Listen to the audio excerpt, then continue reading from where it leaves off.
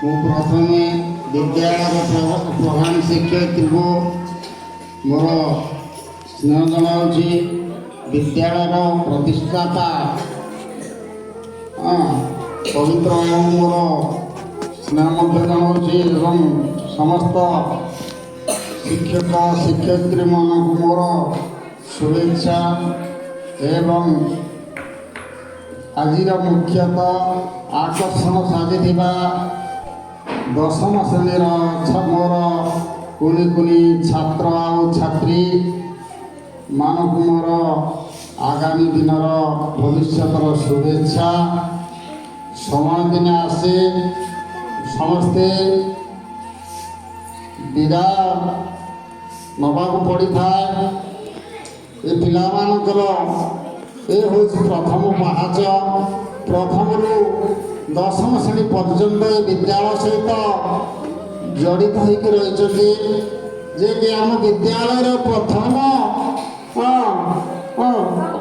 ଛାତ୍ରଛାତ୍ରୀ ଦୀର୍ଘ 10 ବର୍ଷ ଧରି ଏମାନେ କଠୋର ପରିଶ୍ରମ ଦ୍ୱାରା ଶିକ୍ଷକମାନଙ୍କ ସହିତ ସ୍ନେହ ବନ୍ଧନରେ ଆବଦ୍ଧ ରହି ସେମାନେ ଏ ବିଦ୍ୟାଳୟକୁ ଆଗେଇ ନେଇକି ଆଜି ଏ ବିଦ୍ୟାଳୟ ଗୋଟେ ପରିପୂର୍ଣ୍ଣ ବିଦ୍ୟାଳୟରେ ପରିଣତ ହୋଇପାରିଛି ତାଙ୍କର ପରିଶ୍ରମ ଫଳରେ।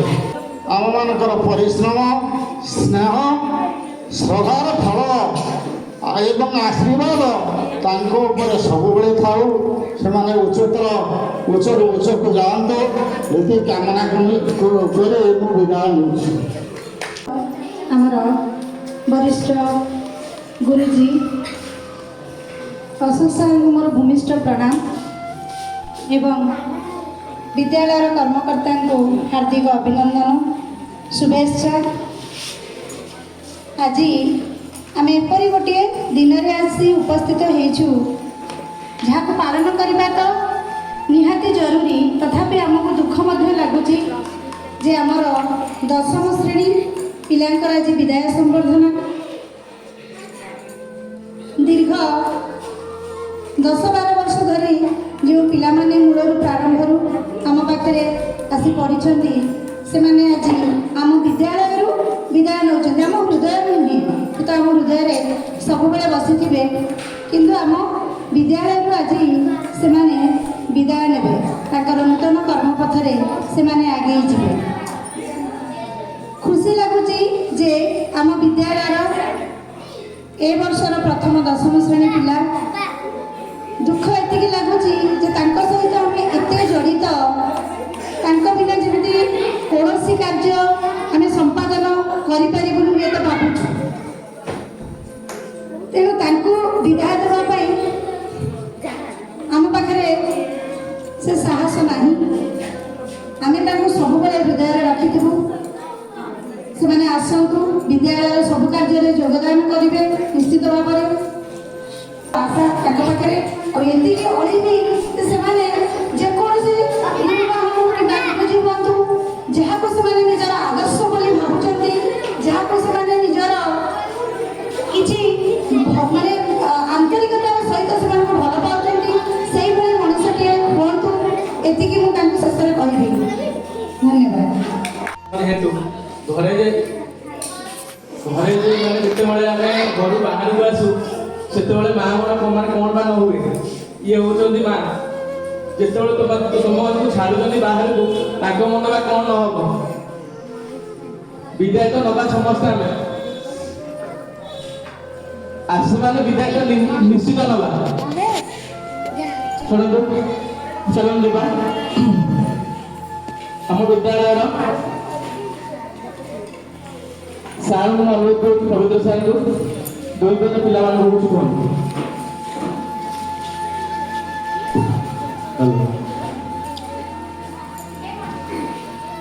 सम्मान्य सभापति और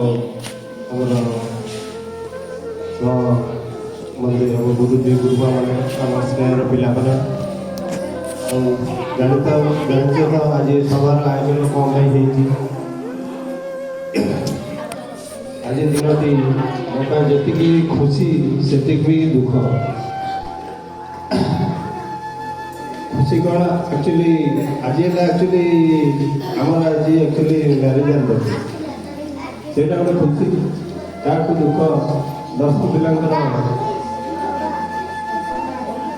ବିଦାୟ ଶପଥ। ଆଉ ବିଶେଷ କିଛି କହିଲେ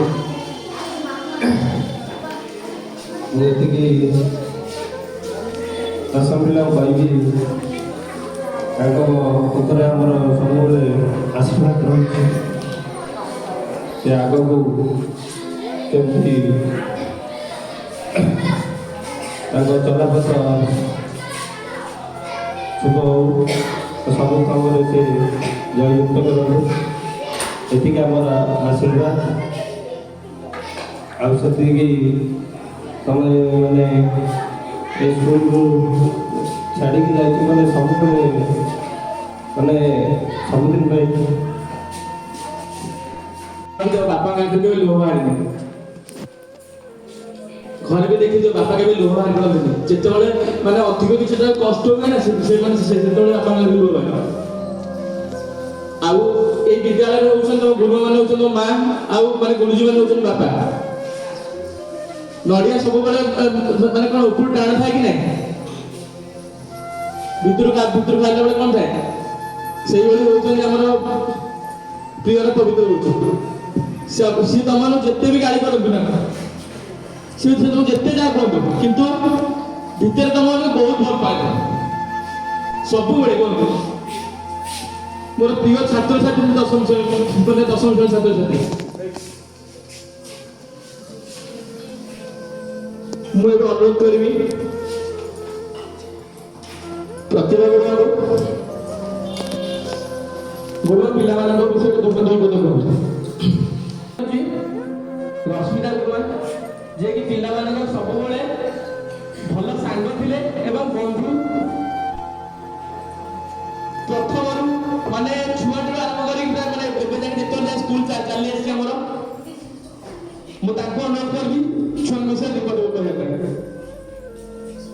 ଆମେ ତ ଆମକୁ ବଡ଼ ହେଲା ପରେ ଜାଣିଲ ବା ଆମେ ତମକୁ ପଢ଼େଇଲୁ ବା ଗୁରୁମା ଗୁରୁଜୀ ହେଲୁ, କିନ୍ତୁ ପ୍ରଥମେ ଯେତେବେଳେ ବିଦ୍ୟାଳୟରେ ତମେ ପ୍ରବେଶ କରିଥିଲ ତମେ ରଶ୍ମିତା ଗୁରୁମାଙ୍କୁ ହିଁ ଜାଣିଥିଲ। ଯେଉଁମାନେ ବଡ଼ ହେଲା ପରେ ଆସିଥିଲେ ସେମାନଙ୍କ କଥା କହୁନି, ମୂଳରୁ ଯେଉଁ ପିଲାମାନେ ରହିଛ, ତ ସେ ମା ଭଳି ତମମାନଙ୍କର ନାକ ବୁଝି ବୁଝି ପାଠ ପଢ଼େଇଛି ମୁଁ ମଧ୍ୟ ଦେଖିଛି। ଆମେ ତାହା କରିପାରିବୁ, ସେ କିଛି କହିପାରୁନାହାନ୍ତି ଏଇଥିପାଇଁ ଯେ ବେଶୀ ଦୁଃଖିତ ସିଏ। କୌଣସି ବିଦ୍ୟାଳୟର କୌଣସି କର୍ମ ହେଉ ବା ପିଲାମାନେ କେମିତି କ'ଣ କରିବେ ସେ ବେଶୀ ଚିନ୍ତିତ ଥାଆନ୍ତି। ସବୁବେଳେ ଆମ ସାଙ୍ଗରେ ସେଇ କଥା କହିଥାନ୍ତି, ପିଲାମାନେ ଏହା କରୁଛନ୍ତି, ପିଲାମାନେ ସେୟା କରୁଛନ୍ତି। ସେ କହିପାରୁନାହାନ୍ତି ଏଇଥିପାଇଁ ଯେ ତାଙ୍କ ପାଖରେ ମାନେ କହିଲା ବେଳେ ହୁଏତ ସେ କାନ୍ଦି ପକେଇବେ, ସେଥିପାଇଁ ସେ କହିପାରୁନାହାନ୍ତି। ତାଙ୍କ ପାଇଁ ମୁଁ କହିଦେଉଛି, ସେ ବହୁତ ଭଲ ପାଆନ୍ତି ତମମାନଙ୍କୁ। ପ୍ରଥମେ ସେ ଯେତେବେଳେ ମାନେ ସ୍କୁଲକୁ ଆସିଥିଲେ ମୁଁ ଜାଣିନଥିଲି ଯେ ଏତେ ଝିଅ ପିଲାରେ କ'ଣ କରିବ, ପିଲାମାନଙ୍କୁ କେମିତି ଆକଟ କରିବ, କେମିତି ଇଏ କରିବ, କିନ୍ତୁ ସେ ଯେଉଁଭଳି ଭାବରେ ତମମାନଙ୍କୁ ଗଢ଼ିଛି, ମୁଁ ଚାହୁଁଛି ତମେ ମଧ୍ୟ ସେମିତି ହେଇକି ବଡ଼ ହେଲେ ସେମିତି ହିଁ ହୁଅ। ଏତିକି। ମାନେ ଆଖିରୁ ଲୁହ ଦେଖିକି ମୁଁ ଜାଣିପାରୁଛି। ମୁଁ ଏବେ ଅନୁରୋଧ କରିବି ଆମ ବିଦ୍ୟାଳୟର ପ୍ରଧାନ ଶିକ୍ଷୟିତ୍ରୀ ସ୍ୱର୍ଣ୍ଣପ୍ରଭା ଗୁରୁମାଙ୍କୁ ପିଲାମାନଙ୍କ ପାଇଁ କିଛି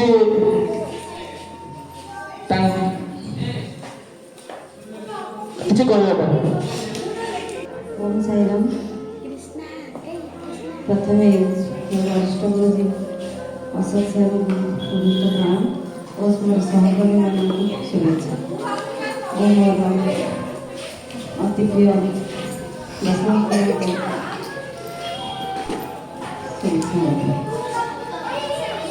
ମୁଁ ତ ବେଶୀ କିଛି କୁହେ ନାହିଁ, ମୋର ମନର ଭାଷା ଯେତିକି କହିବା କଥା ମୁଁ କହୁଛି।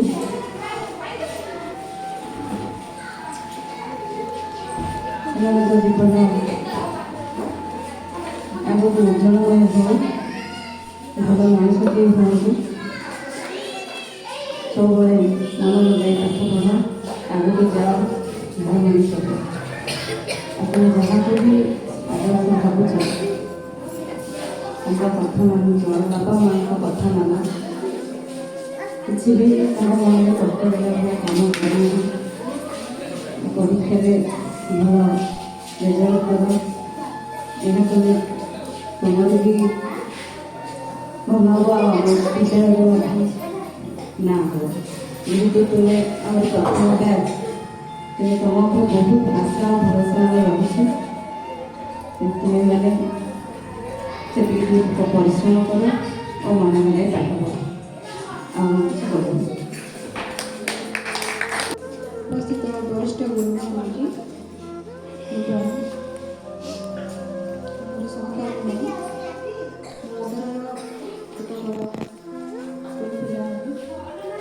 ବିଦ୍ୟାକାଳୀନ ସଭାପତି ସମସ୍ତଙ୍କ ଜୀବନରେ ଆସିଥାଏ।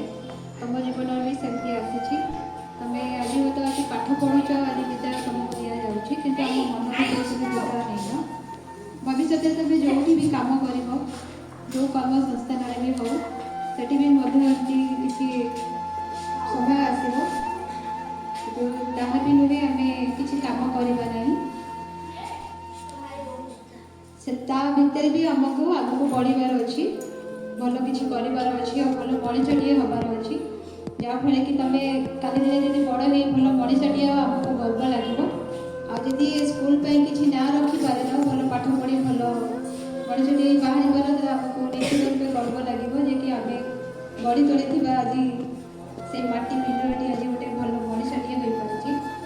ମୁଁ ଏତିକି ଆଶୀର୍ବାଦ କରୁଛି ଆଉ ଠାକୁରଙ୍କ ପାଖରେ ପ୍ରାର୍ଥନା କରୁଛି ତୁମେ ଭବିଷ୍ୟତରେ ଯେ ବଡ଼ ମଣିଷ ହୁଅ, ସ୍କୁଲର ଆଉ ଗାଁର ତୁମ ବାପା ମାଆଙ୍କର ନାଁ ରଖ, ଯେ କି ଦିନେ ଖବରକାଗଜରେ ଟିଭିରେ ବାହାରୁ ଆମକୁ ଲାଗିବ ଯେ ସତରେ ଆମ ପାଠ ପଢ଼ାଇଥିବା ପିଲାମାନେ ଆଜି ଏତେ ବଡ଼ ନାଁ ରଖିପାରିଛନ୍ତି, ଆଉ ଆମକୁ ନିଶ୍ଚିତ ରୂପେ ଗୌରବ ଲାଗିବ।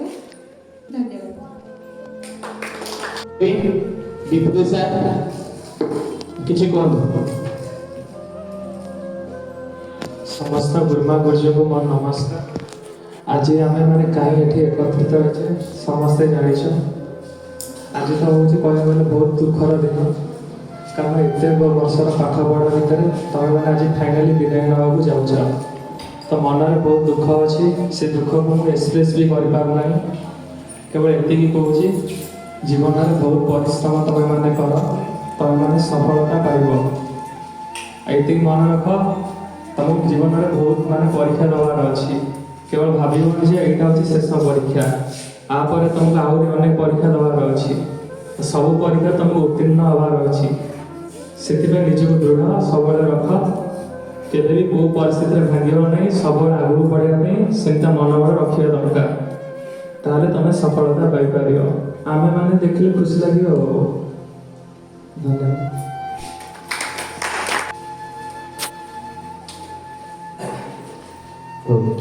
ମୁଁ ଫାଷ୍ଟ ଆମ ବିଦ୍ୟାଳୟର ସମସ୍ତ ଗୁରୁଜୀମାନଙ୍କୁ ପ୍ରଣାମ ଜଣାଉଛି। ଆମ ସ୍କୁଲ ବିଷୟରେ ମୁଁ କ'ଣ କହିବି, କହିଲେ କଥା ସରିବନି। ଆମ ପଛରେ ଆମେ ଏତିକି ଯେଉଁ ବଡ଼ ହେଇଛୁ, ଏଇ ଜାଗାକୁ ଆସୁଛୁ, ଆମ ପଛରେ ଆମ ଗୁରୁଜୀ ଗୁରୁମାଙ୍କର ସାକ୍ରିଫାଇସ୍ ଆଉ ଆଶୀର୍ବାଦ ରହିଛି।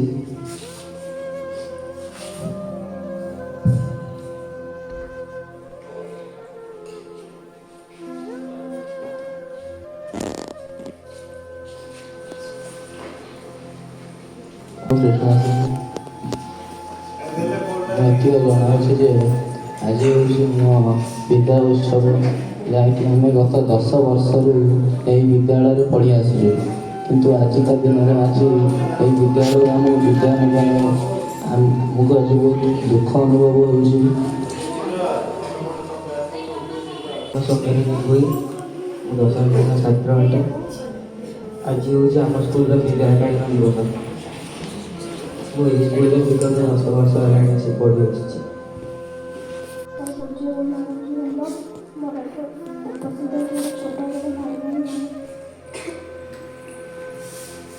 ଦୁଃଖ ଲାଗୁଛି ଆମର ଆଜି ବିଦ୍ୟାଳୟ ସମାଧାନ ଦିବସ ପାଳନ କରାଯାଉଛି।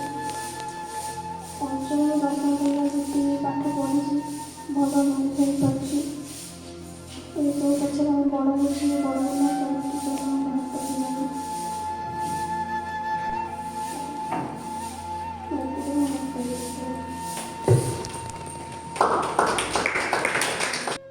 ପ୍ରଥମତଃ ଗୁରୁଜୀ ଗୁରୁମାଙ୍କୁ ଭୂମିଷ୍ଠ ପ୍ରଣାମ। ଆଜିକା ବିଦ୍ୟାକାଳୀନ ଦିବସ ଯିବାକୁ ତ ପଡ଼ିବ, କିନ୍ତୁ ମୁଁ ଯେତିକି ବି ପାଠ ପଢ଼ିଛି ଖାଲି ବଡ଼ ହେଉଛି ବଡ଼ଙ୍କ ପାଇଁ ଆଉ ସମସ୍ତଙ୍କ ପାଇଁ। ବଡ଼ ହେଉଛି ତ ଏବେ ଟାଇମ୍ ହେଲେ ତାଙ୍କର ଆମର କ୍ଲାସ୍ କରିପାରନ୍ତିନି। ମ୍ୟାଥ୍ ପଢ଼ିଲେ ବହୁତ ଭଲ ଲାଗେ, ତାଙ୍କର ବାଡ଼ ସବୁ ଖାଇକି ବି ପାଠ ପଢ଼ିକି ଆସେ। ମୁଁ ବଡ଼ଙ୍କ ଆମର କିଛି ଭୁଲ ବାଟକୁ ଗଲାବେଳେ ଆମକୁ ପାଟି କରନ୍ତି କି ଆମକୁ ବୁଝାନ୍ତି, ସେଥିପାଇଁ ଆମକୁ ଖୁସି।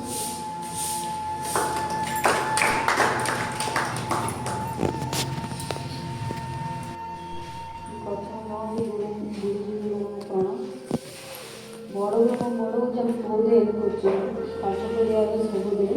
ମୁଁ ଏଇଠି ଆସି ସପ୍ତମରୁ ପଢ଼ିଲି, ଆଜି ମୁଁ ଜାଣିନଥିଲି ପାଠ ପଢ଼ି ମାନେ ଓଡ଼ିଆ ଅକ୍ଷର ମୁଁ ଜାଣିନଥିଲି, ଏଇଠି ଆସିକି ଶିଖିଲି କେମିତି ପାଠ ପଢ଼ିବାର। ଏଇଠି ବଡ଼ ହେଉଛି ବଡ଼ ଆମକୁ ବହୁତ ହେଲ୍ପ କରୁଛନ୍ତି, ଏତିକି ମୁଁ କହିବି। ବିଦାୟ ତ ଦେବାକୁ ଇଚ୍ଛା ନାହିଁ ତ ତମ ମନକୁ, କିନ୍ତୁ ଦେବାକୁ ପଡ଼ିବ। ଆଉ କ'ଣ ବା କହିବି, ସମସ୍ତ ସବୁ କିଛି କହିସାରିଲେଣି।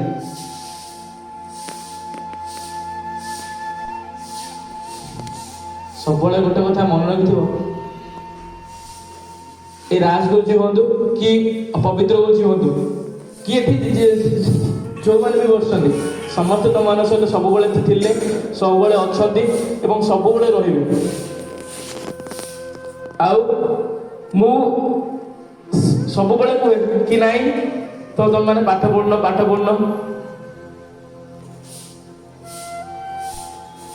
କ'ଣ ପାଇଁ କହିବି ତମମାନଙ୍କୁ, ତମେ ମାନେ ତ ମୁଁ ଯେତେବେଳେ ଫାଷ୍ଟ ସ୍କୁଲକୁ ଆସିଥିଲି, ଫାଷ୍ଟ ମୋର 10ମ ଶ୍ରେଣୀ ପିଲାମାନଙ୍କ ସହିତ ବହୁତ ଆଟାଚ୍ ହେଇଯାଇଥିଲା।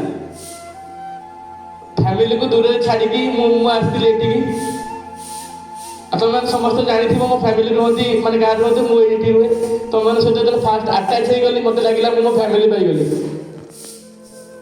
ବଡ଼ ଗୁରୁମା ଆଉ ସରସ୍ୱତୀ ଗୁରୁମାଙ୍କୁ ଯେତେବେଳେ ମୁଁ ଏଠି ଦେଖିଲି, ମୁଁ କହିଲି ନାଇଁ ମୋର ମୋ ଫ୍ୟାମିଲି ମିଳିଗଲା। ଆଉ କ'ଣ ବା କହିବି ତମମାନଙ୍କୁ, ତମେମାନେ ତ ଆଜି ଖାସ କରି ମତେ ଏମିତି ଲାଗୁଛି ଯେମିତି ମାନେ ମୋର ଅଧା ଅଂଶ ତମେମାନେ ଖାଉଛନ୍ତି। ମାନେ ମୋ ବିଦାୟ ବେଳେ ମତେ ଯେମିତି ଦୁଃଖ ଲାଗିନଥିଲା, ଆଜି ତମମାନଙ୍କୁ ବିଦାୟ ଦେଲା ବେଳେ ମତେ ସେତିକି ଲାଗୁଛି।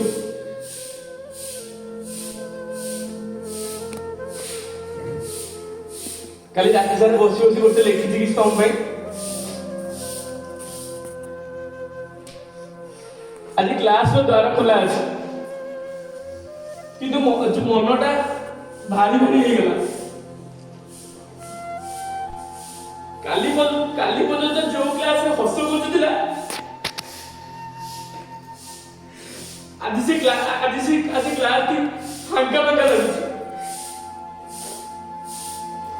ତୁମେମାନେ ସବୁ ଆସିଥିଲ ସ୍କୁଲକୁ ନିର୍ଦ୍ଦୋଷ ଆଖି ଏବଂ ଅଧୁରା ସ୍ୱପ୍ନରେ। ଆଜି ଯାଉଛ ପକ୍କା ହୋଇଥିବା ମନ ଓ ଭବିଷ୍ୟତର ଆଲୋକ ଧରି। ମୁଁ ଗୁରୁ ଶବ୍ଦରେ କଠୋର ଥାଇପାରେ, ମନରେ କିନ୍ତୁ ବହୁତ କୋମଳ। ଭୁଲ କଲେ ତ ମୁଁ ଗାଳି କରିଛି, ମାଡ଼ ବି ଦେଇଛି, କିନ୍ତୁ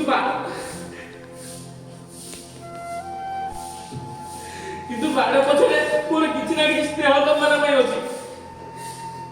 ସବୁବେଳେ ତମର ଯେତେବେଳେ ମୁଁ ବାଡ଼େଇକି ଯାଏ ନା, ମୁଁ ଘରେ ଯାଇ ବନ୍ଧୁ କରେ, ମୁଁ ବଡ଼ ଗୁରୁମା ବନ୍ଧୁ କରେ କି ନାଇଁ ମୁଁ ଆଜି ମୋ ଛୁଆକୁ ବାଡ଼େଇବି।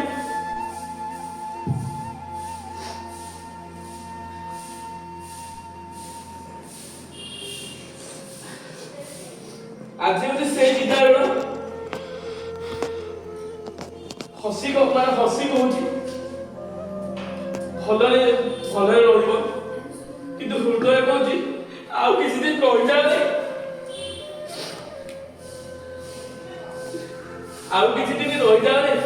ଯାଅନି। ଜୀବନର ପଥ ଯେତେ ଦୂର ଯାଅ, କିନ୍ତୁ ଗୁରୁଜୀମାନଙ୍କୁ ଜମା ଭୁଲିଯିବନି। ଏଇ କ୍ଲାସ ଘର, ଏଇ ତମର କ୍ଲାସ ମାନେ ପଢାପଢା, ଏଇ ତମର ଗୁରୁଜୀ ଗୁରୁମା, ଆଉ ଏଇ ତମର ଗୁରୁ, ଯାହାର ଆଶୀର୍ବାଦ ତୁମ ସହ ରହିଥିବ ଏବଂ ଚିରନ୍ତନ କାଳ ପାଇଁ ରହିଥିବ।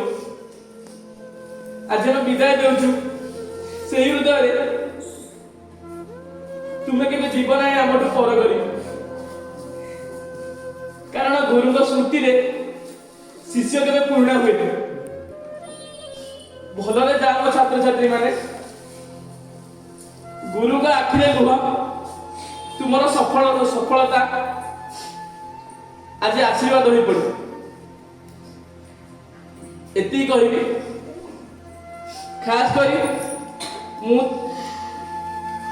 ମନକୁ ଖାସ୍ କରି ମୁଁ ସବୁବେଳେ ମାନେ ମନକୁ ସବୁବେଳେ ସବୁ କଥାରେ ଗାଳି କରେ। ମୁଁ କହିଲି ବାବା ତୁ ପାଠ ପଢୁଛୁ, ତୁ କଣ କରିବୁ? ଖାସ୍ କରି ତାକୁ କହୁଛୁନି, ମୁଁ ଥାଏ କି ନଥାଏ ସବୁବେଳେ ତା କଥା ମୋର ମନେ ରହିବ। ଆଉ ସବୁ ଅକେଜନ ହଉ କି ଯାହା ବି ହଉ ଆଗ ତମମାନଙ୍କ କଥା ମୋର ମନେ ରହିବ। ଜାଣିଛି ବଡ଼ ଗୁରୁମା ଆଉ ଛୋଟ ଗୁରୁମା କହିପାରୁନା, ଦେଖିଥିବୁ ମାନେ ଭିତରେ ସେ ମାନେ ଯୋଉଭଳି କୋହ ତାଙ୍କର ଉଠୁଛି ନା, ତାକୁ ସେ ପ୍ରକାଶ କରିପାରୁନାହାନ୍ତି। ଲାଷ୍ଟରେ ଏତିକି କହିବି, କେବେ ଆମକୁ ଭୁଲି ଜୀବନରେ ଖାସ୍ କରି ମନ ତୁ କେବେ ବଡ଼ ଗୁରୁମାକୁ ଭୁଲି ଯିବୁ, ସବୁ ଅକେଜନରେ ଆସିଥିବୁ। ଧନ୍ୟବାଦ।